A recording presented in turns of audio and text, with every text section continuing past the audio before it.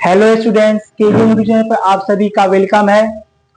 आशा करते हैं कि आप लोग बहुत अच्छे होंगे और हमसे जुड़कर अपने पढ़ाई को कंटिन्यू कर रहे होंगे।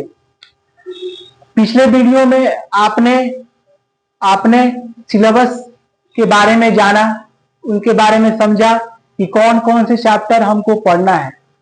आज के इस वीडियो में हम लोग जो क्लास 10 का जो फर्स्ट चैप्टर है केमिकल रिएक्शन एंड इक्वेशंस, उसको स्टार्ट करने से पहले हम लोग उस चैप्टर को का जो बेसिक्स है उसको हम लोग आज पढ़ेंगे, क्योंकि यह बेसिक्स क्लास 9 का है।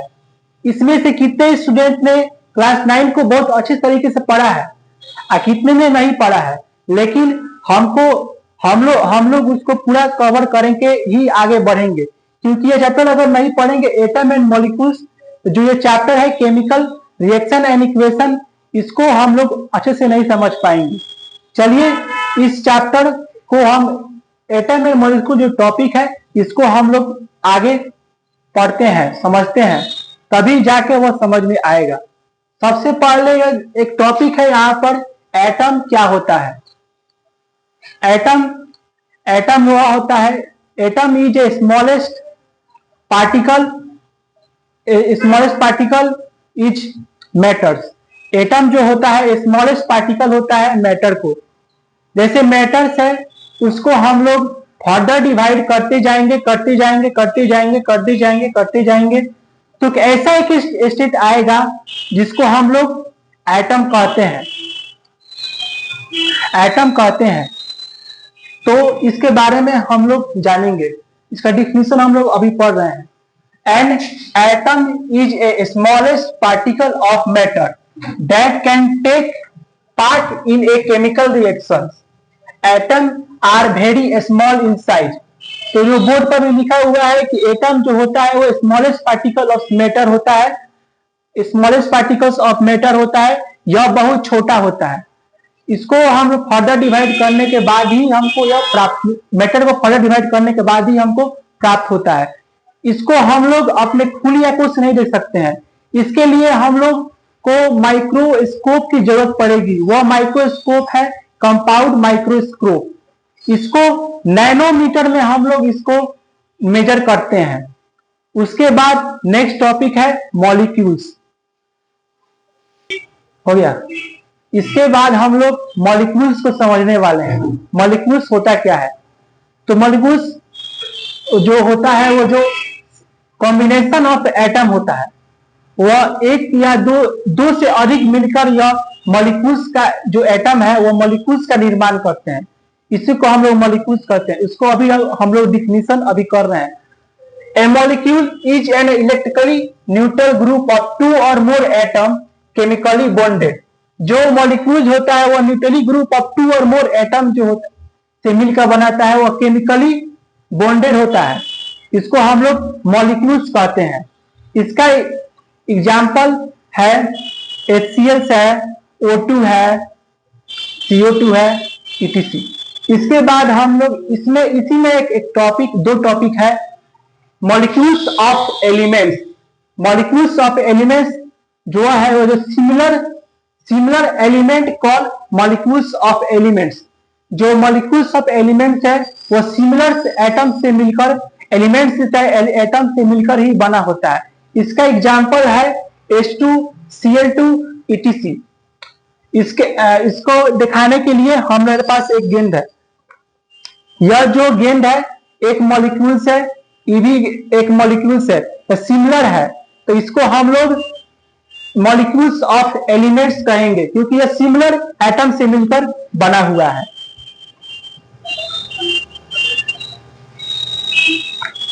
इसके बाद है मॉलिक्यूल्स ऑफ कंपाउंड। तो यह जो है वह डिफरेंट टाइप ऑफ एटम से बना होता है, इसके कारण इसको मॉलिक्यूल्स ऑफ कंपाउंड कहते हैं। इसका डिफिनीशन यह है, the molecules of a compound contain two or more different type of atom chemically bonded is called molecules of compound. इसका एग्जांपल HCl है, H2O है, CO2 है।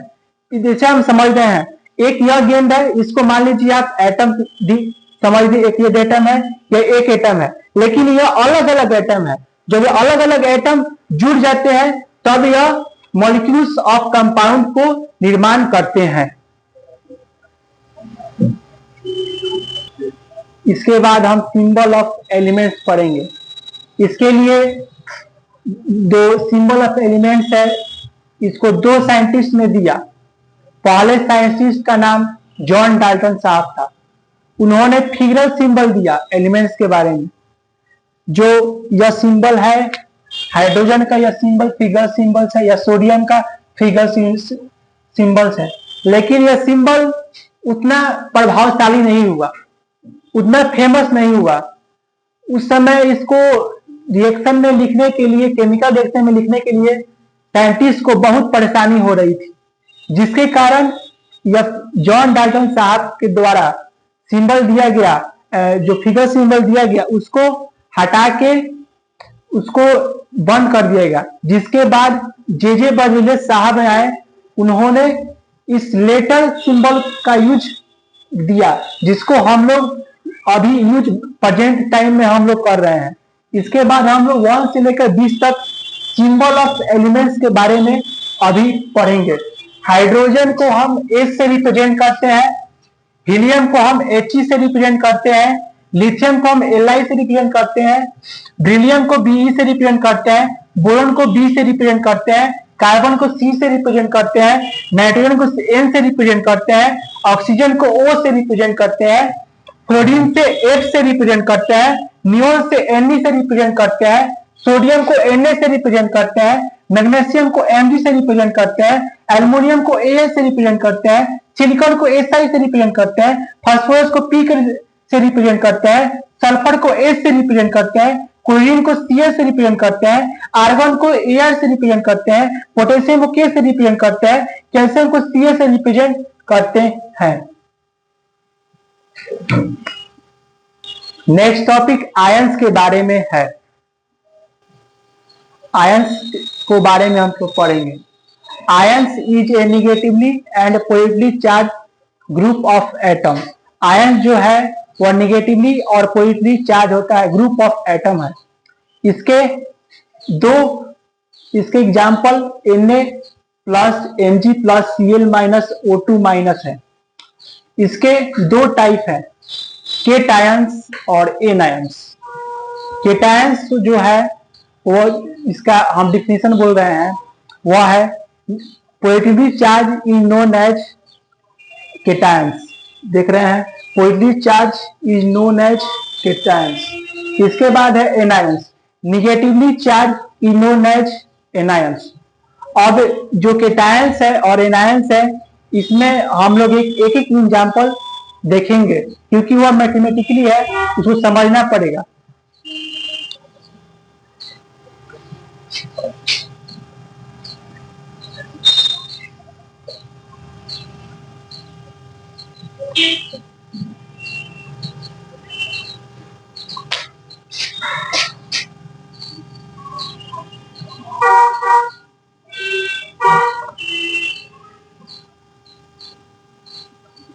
केटायन है तो हम लोग सोडियम का एग्जाम्पल हम लोग ले रहे हैं।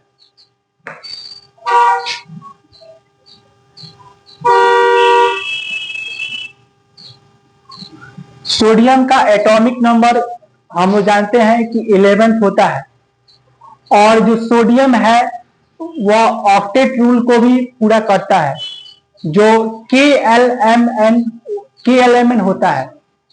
तो सोडियम को हम ऑक्टेट में हम लोग रखेंगे, तो सबसे पहले हम ऑक्टेट रूल को हम लोग पढ़ लें।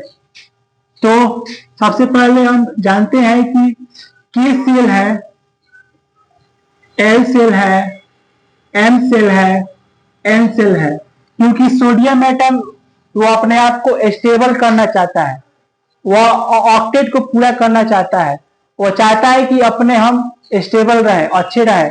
हम लोग चाहते हैं कि फ्यूचर में हम लोग स्टेबल रहे, अच्छे रहे, इसलिए हम आज हम पढ़ाई कर रहे हैं, इसलिए वह ऑक्टेट रूल को पूरा करता है। जो K सेल है उसमें मैक्सिमम 2 नंबर ऑफ एटम रख सकते हैं। L सेल में हम लोग 8 नंबर ऑफ मैक्सिमम रख सकते हैं, एटम रख सकते हैं। एम सेल में हम लोग 18 एटम मैक्सिमम रख सकते हैं। एन सेल में हम लोग 32 एटम मैक्सिमम एटम रख सकते हैं। लेकिन एक एक्सेप्शन है इसमें, जो आउटर मोस्ट सेल है उसमें हम लोग 8 एलिमेंट से अधिक नहीं रख सकते हैं। इसीलिए जो है सोडियम के केस में यही होगा, इसी देख रहे हैं। जब हम सोडियम का एटॉमिक नंबर 11 है तो इसको ऑक्टेट में रखेंगे तो क्या होगा, के सेल एल सेल है तो 2 8 और 1 बच जा रहा है, तो इसको ऑक्टेट पूरा नहीं हो रहा है, तो इतने इसके पास एनर्जी नहीं है कि वो ऑक्टेट को पूरा करे। तो यह ऑक्टेट को पूरा करने के लिए यह एक जो बच रहा है, एटम बच रहा है, उसको जो इलेक्ट्रॉन बच जा रहा है उसको लॉस कर देगा, जिससे यह स्टेबल हो जाएगा। इसको हम एग्जांपल के साथ देख रहे हैं।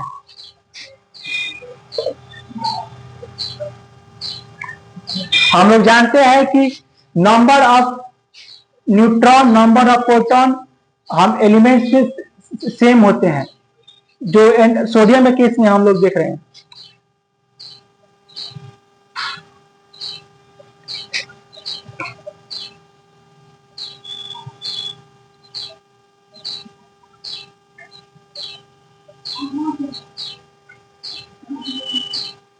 नंबर ऑफ प्रोटॉन 11 होगा,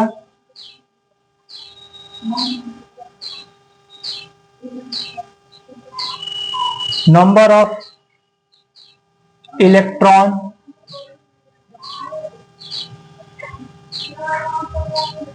11th होगा। ओवरऑल चार्ज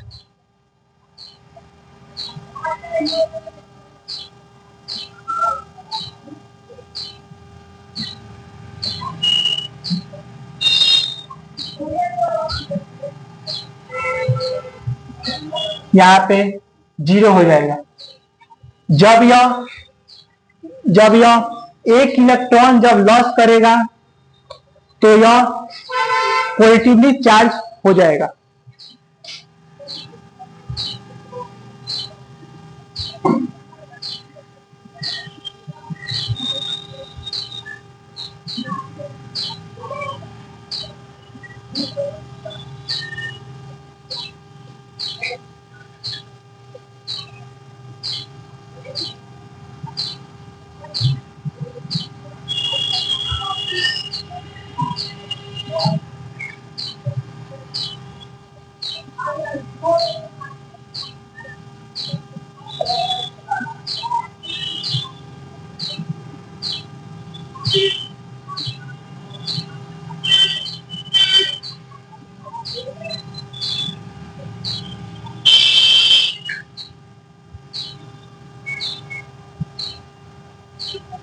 ओवरऑल चार्ज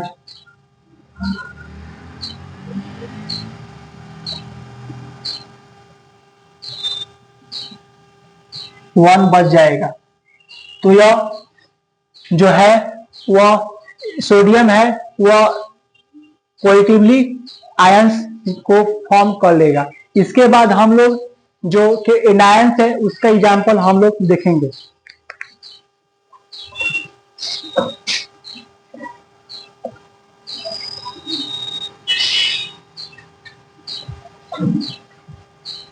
इसके बाद हम लोग एनायन का एग्जांपल लेंगे।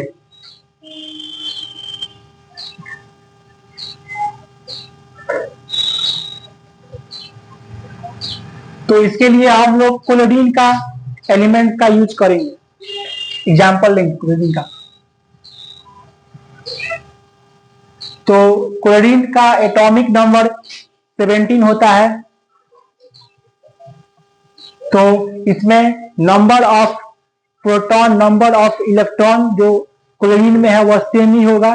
तो ओवरऑल चार्ज यह 0 होगा। जब यह एक इलेक्ट्रॉन को जब यह गेन कर लेगा तो यह वन इलेक्ट्रॉन को जब गेन कर लेगा तो यह निगेटिव चार्ज एनायंस को फॉर्म करेगा।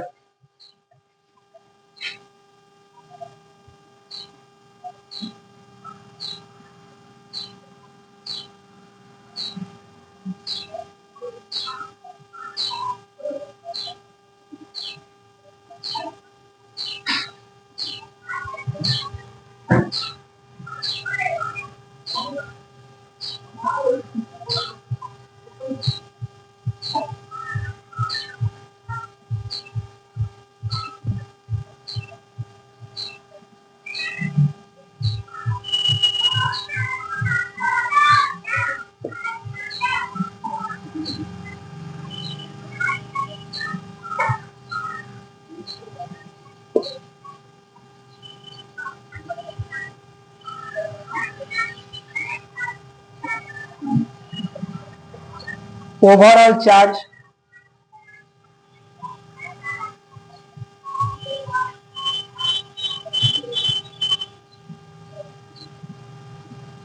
इसमें 0 बन जाएगा। उसके बाद यह एक इलेक्ट्रॉन को जब गेन करेगा तो यह जो है वह जो है Cl है वह एनायन फॉर्म कर लेगा, Cl माइनस हो जाएगा, निगेटिवली चार्ज हो जाएगा।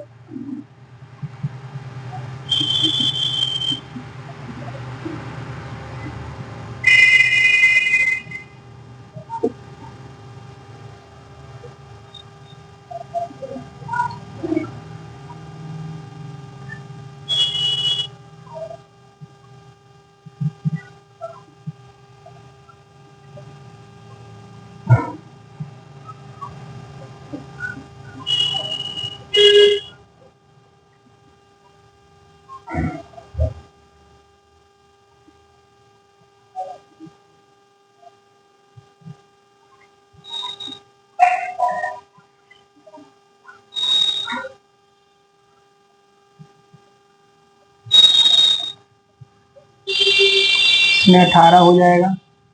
ओवरऑल चार्ज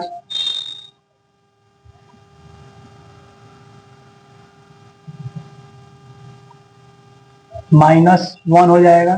इस कारण से यह क्लोरीन जो है वह एनायन बन जाएगा। इसके बाद हम इस अगले टॉपिक को हम नेक्स्ट वीडियो में कवर करेंगे, जो है वैलेंसी ऑफ आयंस। बहुत बहुत धन्यवाद कि आप इस वीडियो को देखें।